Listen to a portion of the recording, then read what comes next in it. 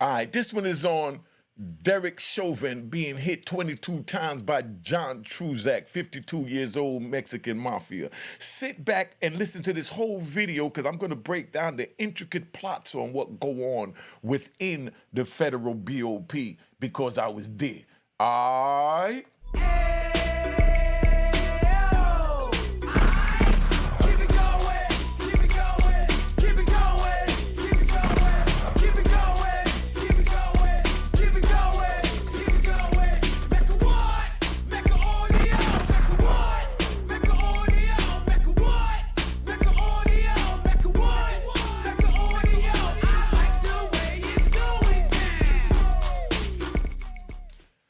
All right, you know what it is. Unique Mecca Audio, man. I'm here. I'm going to talk about Derek Chauvin being hit up 22 times by John Truzak, 52 years old, Mexican mafia.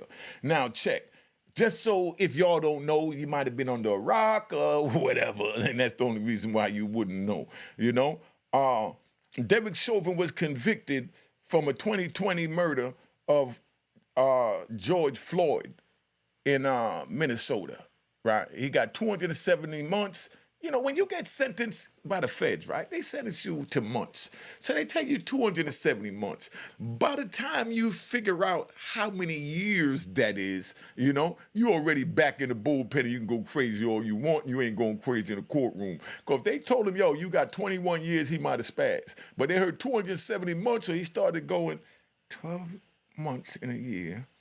12 times 5, you know what I mean? Is 60, and 60. Whoa. And you try to figure it out. Before you know it, you're back in the ballpark, you know? So that's where that's at. Chauvin was stabbed 22 times by John Truzak in the law library on Black Friday. He said that he did it on Black Friday because he wanted to make it symbolic towards the Black Lives Movement and the Mexican Mafia organization. That's his words, not mine. Just letting you know what's going on so you understand. So Truzak was also charged after stabbing Chauvin with attempted murder and is looking at another 40 years where he was already serving 30 years for being an FBI informant that committed a murder under a RICO. So he got conspiracy to murder and you know, RICO is what he's serving his 30 years for. So now he was an informant, so you already know that what that was, you know, a rat bastard. You know what I mean? So we got to give him a gunshot. We got to give him a gunshot. You know what I mean? So that's how that go. So now he was a rat bastard working with the FBI. He wound up flipping and, you know, on his peoples and wound up in prison. And from him winding up in prison, here he goes now. He's you know, trying to figure out a way to make amends for his bad choices of working with the FBI, allegedly. You know, this is just my opinion from being in the system. See, it's like, you know, he might have been thinking that if he put work in on, you know, on Derek Chauvin, that his compadres would, you know, kind of forgive him for being, you know, a rat bastard. But it don't work that way because I know plenty of official Mexican mafias and they don't play that telling. They do not play. They get a round of applause from Unique Mecca Audio. They definitely get a round of applause. Because, calm down, y'all, calm down. Because that's how they move, you know? But in his mind, he figured that he might as well make it better so at least he has a story to tell, you know, that he's not really a rat bastard. He just made a wrong choice. But that wrong choice will stick with you for the rest of your life. That becomes a part of your legacy. Once you do that, you lose everything. Now, this is what they stated, right? They said that, you know, that he joined the Mexican Mafia in 1990, you know, while he was in Folsom Prison, that he authorized the murder of another man in 1998, according to court documents. You know, Chauvin was hospitalized, you know, from the attack, you know, but he's in stable condition. You know, it's up to you how you feel about it, if you give a crap or not. You know, just letting you know what it is. So now we got this, you know, this dude, let me tell you about this thing, 'cause we got to ride. We got to ride. I got to think how to bring it to you. Now, he was in, Derek Chauvin was in the state prison in a maximum security jail, and they kept him in 23 hours a day locked down to, involuntary PC to save his life because they knew if they put him out there, he would get hit up. Now, he goes over to the feds, and the feds think they got the answer to everything. So just listen to this. The feds think they got the answer to everything. Normally, they just put people in PC in the state, and that's what the feds used to do, where they just keep them isolated because they know that they rat bastards and they can't be amongst the men. That's what they normally do. But the feds, they figure that they'll make a whole brand new jail, make it look really nice, and everybody that got special needs, rat bastards, rapists, you know what I mean?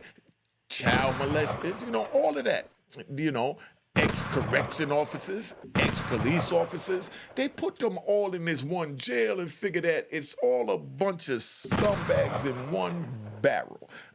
So as long as they there, that, they're going to respect the fact that they're scumbags and they're not going to do nothing to each other because they all have scum on their face. But it don't work like that.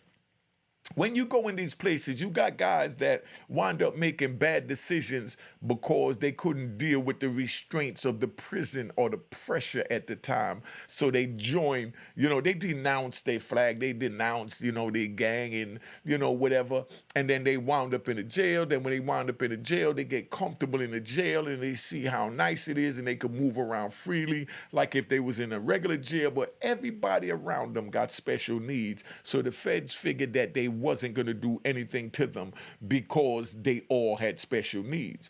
But you got guys that they want to still act like if they're officially in the gang, even though they dropped out the gang. So they do things for what they feel is in furtherance of the gang to make it look and make them feel like they are part of the gang. You see, I'm taking my time to break this down. Read the words that are coming out my mouth. Put the caption on the screen if you don't understand it. I want you to understand it, so I'm toning it down today. So now you're in the joint, you got a bunch of, rat bastards and, ex-police officers and, like I said, everything else I mentioned at the beginning. So all of them is right there. So you would think that they'll live together and they know that they all scum. But no, some want to try and, act like, nah, I'm here for whatever reason and try and make a different reason than the real reason why they're there. Because if they was allowed to be amongst the men and their comrades, they would be. But they violated their men and the comrades, and now they're in a special needs prison. That's where you would think common sense, you civilians watching, that they would just fall back and do their time and wait for their 22 years to be up like Derek Chauvin. But no, this brother, John Truzak, 52 years old, Mexican mafia, decided to make a name for himself. He said he was plotting, on Derek Chauvin for over a month. And he said the reason why is because he was high profile. You see, just by you having a name and being high profile, it makes you subject to being attacked. You understand? So that's why when I go on the street, because I like to ride. I go on the street. I was with this female, Ron. I was with this female, and we pulled over on a little side road over there by Riverside Drive, and we were just kicking it. No sex, no nothing. We're just kicking it. Just wanted someplace to park peacefully where we could talk and, and just see what's going on in our lives. As we there, I'm looking in the rear view mirrors, the rear mirror, and my head is on a pivot. She told me I was paranoid. I said, no, I'm not paranoid. I know how to survive. Because we're in this cut don't mean that nothing can happen. Then she's telling me, oh no, New York is safe now. No, New York will never be safe. Nowhere would never be safe because all it takes is one bad apple to jump out of the bunch and cause all kinds of problems. So now, another time I'm riding, and I'm at a stoplight, and somebody's crossing the street with a mask on their face, a full mask. I'm from the 80s and 90s. No one wore a full mask unless you was running up in a bank or store or robbing a spot. But I come home after 26 years in federal prison, and Even grandmothers are wearing masks. Full masks covering up their face. All you can see is their eyes. So now I see a man walking up towards my car while I'm at a stoplight. And I'm reaching. And as I'm reaching, she's grabbing my hand. Tell me, what are you doing? I'm like, no, relax. You don't see this dude? She's like, man, he's just crossing the street. No, he has a mask on. And she's like, no, everybody wears masks. I said, yeah, but you don't know when it's a violent person behind the mask or an enemy behind the mask. So just because they wearing a mask and it's the norm now in the United States because of whatever haran they did to bring problems amongst themselves from other country that they brought this pandemic amongst us, don't mean that we are safe. It took her a while to get that, you know. It took her a while to get that because every time I went out with her, she said I was paranoid. But bottom line is I had to remind her, I'll be 60 next year, and I made it this far. I lost my brother when he was 30 years old, and I was 29 and just got sentenced. I mean, picture that.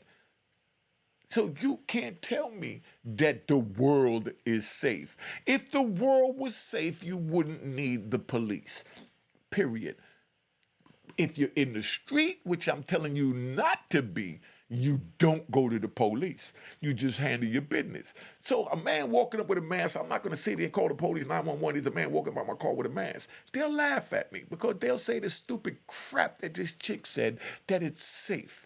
No, it's not safe. Before you know it, just the other day, you know, one of my ex-comrades, because he was on some man time before, did some business with him and did time with him and all that, he just got his face blown off. You know, I'm not even going to say no names because the people from the street know. He got his face blown off 12 o'clock midnight while he was in a parking lot.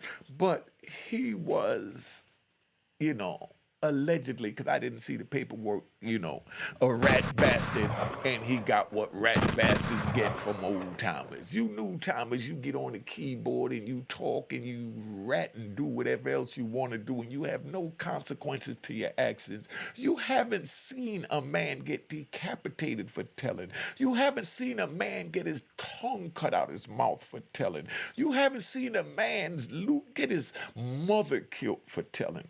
So that's why you think it's cool. I'm not trying to promote anything. I'm just letting y'all know what it is, that when you start telling and you're telling on someone on the street or you're dealing with someone from the street, anything goes, because right now you're no different than a cockroach in your kitchen.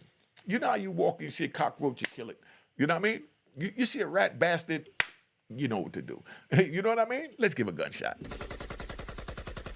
You know, I'm sorry, but this is a gangster channel, man. So if you're not a gangster, y'all tap out right now. If you're not on gangster time, I'm telling y'all tap out right now because we're not going to play this game. I'm going to give it to you raw because I want the youngest to understand what this is. You getting away with a lot of this fugazi social media crap because there's no consequences. When them people put the cuffs on you, this man, Derek Chauvin, that's sitting here right now, on this screen, Derek Chauvin never anticipated or phantomed that he would be in a federal prison and having a deal with a Mexican mafia.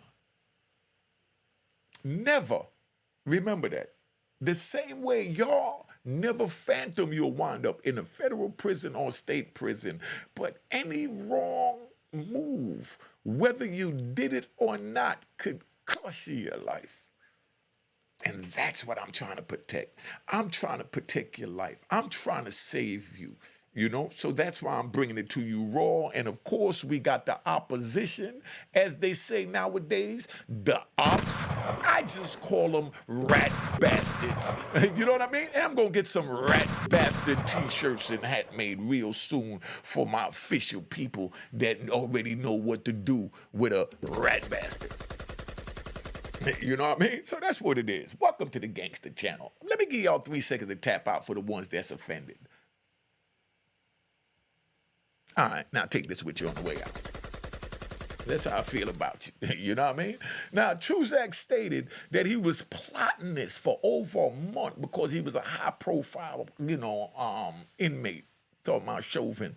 That's the same way as I'm sitting here on YouTube and you other YouTubers are sitting here on YouTube. Someone is out there plotting on your life.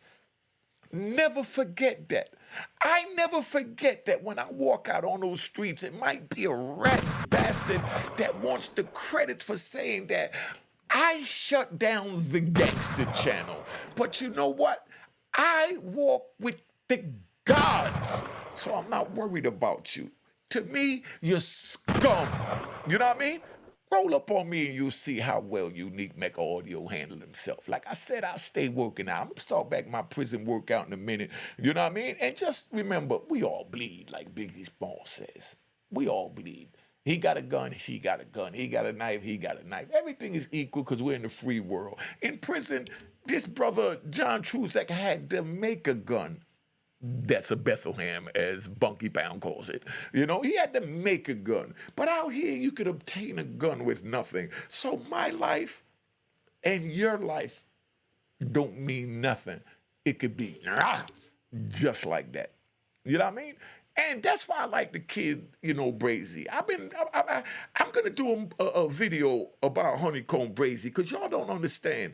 That's a young gangster that came out. Everybody said, Unique, you came out, hit the street running. I came out hitting the street running legally.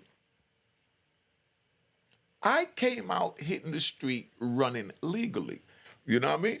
If I was back on my bullshit, I would have came out just like Honeykomb Brazy.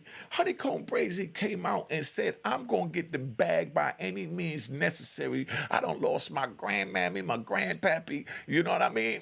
My daddy in jail, you know, I got to put my mama someplace safe, you know? I'm going to get the bag to take care of my responsibilities, and I don't care who don't like it and whoever get in the way, I'm going to roll them over like a steamroller.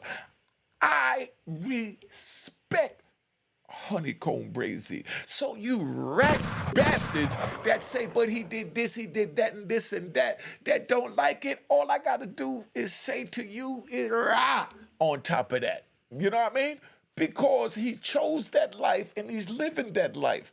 I want to talk to Honeykomb Brazy so I can let him know the consequences and reactions to the actions that he's performing by trying to get the bag because he's already secure because he has talent.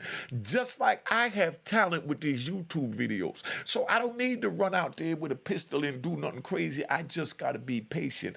I learned patience from sitting in solitary confinement in 80X Supermax for 5 years where nothing moved but my eyes trying to keep the walls from closing in. You know what it's like when the walls are trying to close in and you feel like you want to be Spartacus and put your hands on the side of the wall and hold them from going in, and you can't even do that because they're not really coming in. So you try and take your eyes and push them apart. Could you imagine trying to push the walls apart with your eyes for 5 years because they're caving in on you?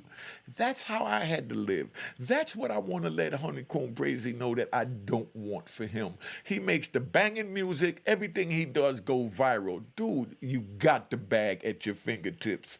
You know what I mean? You said you chill. That's a blessing. Alhamdulillah. Round of applause for him chilling. You know? Relax, baby. Relax. Relax, y'all. God damn.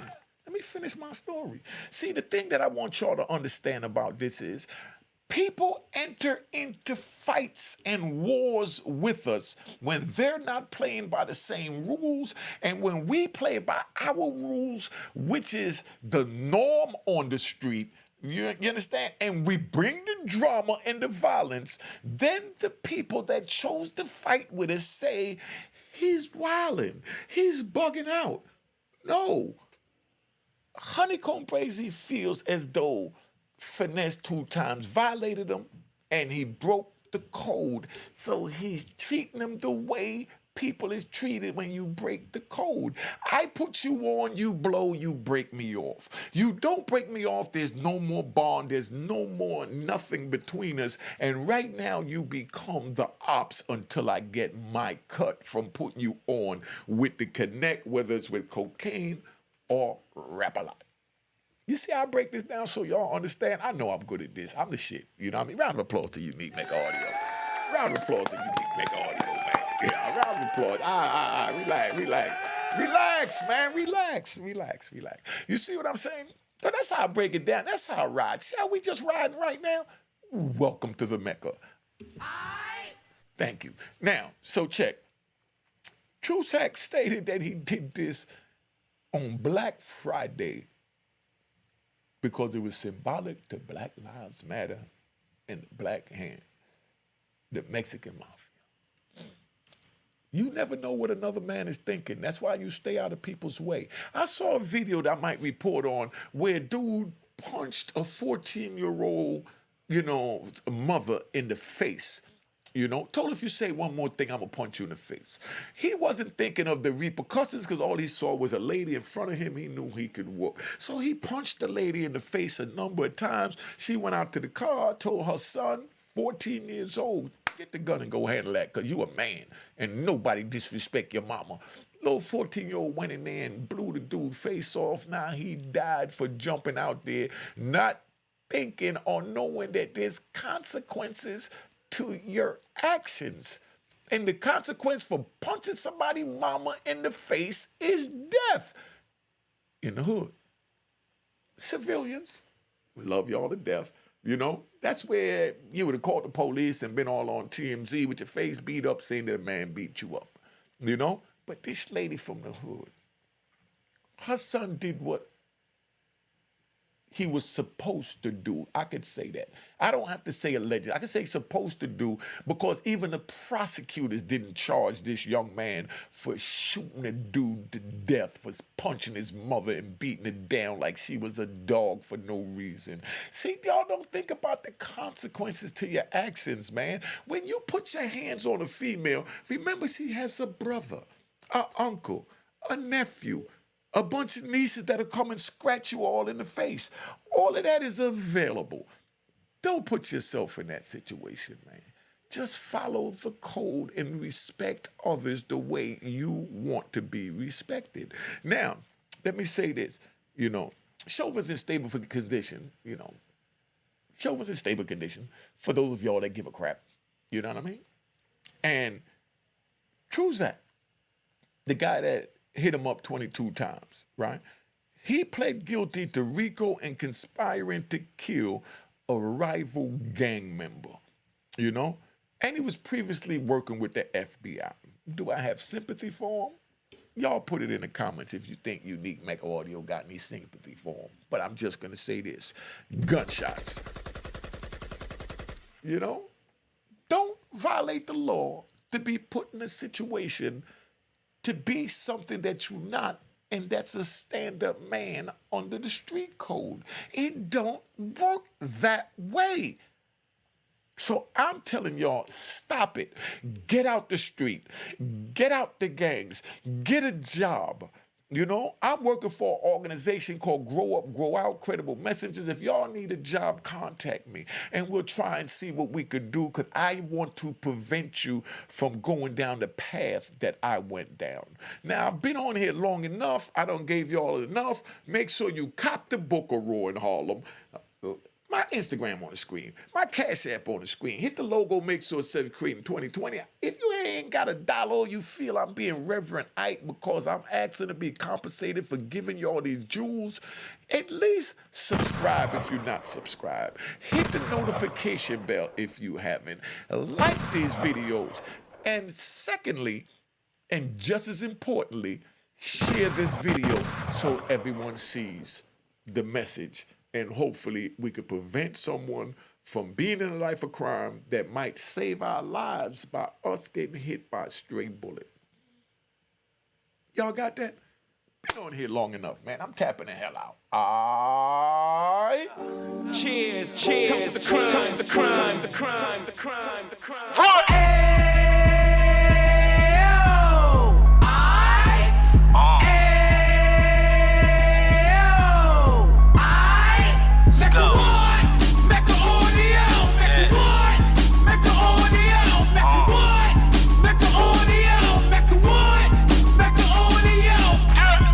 Fresh out the can of 26. He back on the strip, getting back in the mix. What he mentions a gift. You stand up 10 toes down, and I suggest you pay attention to this. Take a little gully posse and put it in Harlem. He cut from the bottom, came up from the bottom. Drop the book, you should go and get it. An Instagram page and a YouTube you could go and visit. Then you could consider yourself LinkedIn. Sit front row and get Jews from a kingpin. How he went through it, so you ain't gotta go do it. To not pay attention would be stupid. Talking about a man that probably put your grandfather on. Probably the reason that him and your grams got along. A man that generated millions on the block, did his time, never squilling to the cops, Mecca audio.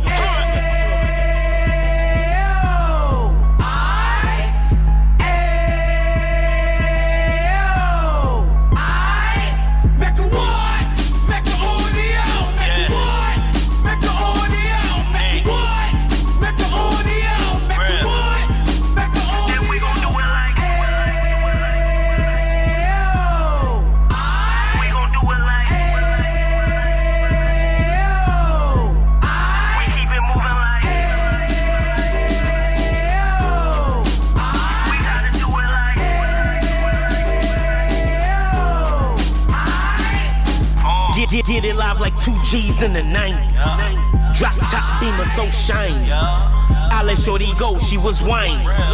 Treat her like my past, she behind me.